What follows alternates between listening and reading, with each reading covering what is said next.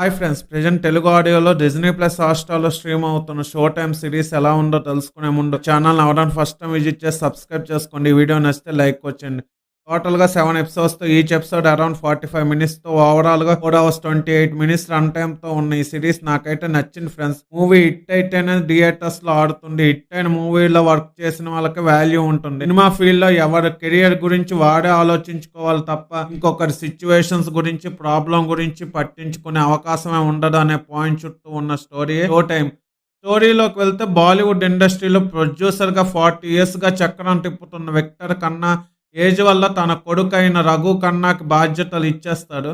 రఘు ఖన్నా ప్రొడ్యూసర్‌గా సక్సెస్ కాకపోవడం వల్ల మహీకా అనే జర్నలిస్ట్ రఘు తీసిన సినిమాని క్రిటిసైజ్ చేస్తుంది. ఆ కారణంగా జర్నలిస్ట్ జాబ్ పోతుంది.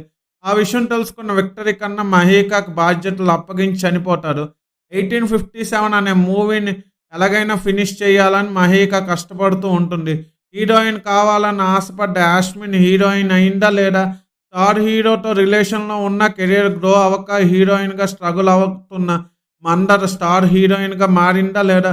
ప్రొడ్యూసర్గా చక్రం తిప్పిన రఘు మహీకాకి ఆస్తి అయితే ఊరుకుంటాడా లేదా? అసలు ఏం చేశాడు రఘు ఖన్నా అనేది రిమైనింగ్ స్టోరీ. ఈ సిరీస్ మూవీ స్టోరీని బేస్ చేసుకున్న ఆస్తి కోసం ఒకే ఫ్యామిలీకి చెందిన ఇద్దరి మధ్య జరిగే ఫైట్. ఇక ఇండస్ట్రీలో అవకాశం బట్టి, అవసరం బట్టి మనుషులు ఎలా మారిపోతారు అనేది బాగా చూపించాడు.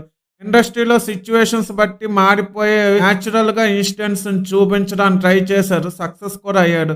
ఈ సిరీస్లో స్టోరీ మొత్తం ఒక మూవీలోని హీరో, హీరోయిన్, ప్రొడ్యూసర్స్ మధ్య ఫైట్ 4 ఎలిమెంట్స్తోనే సిరీస్ తీస్తారనమాట. సిరీస్ స్లోగా స్టార్ట్ అయ్యి స్లోగానే రన్ అవుతూ ఉంటుంది. ప్రతి సీన్ని ట్రూ ఇన్సిడెంట్స్ నీట్గా, క్లారిటీగా, డీటెయిల్డ్గా చూపించడంతో కొంత బోరింగ్గా కూడా ఉంటుంది.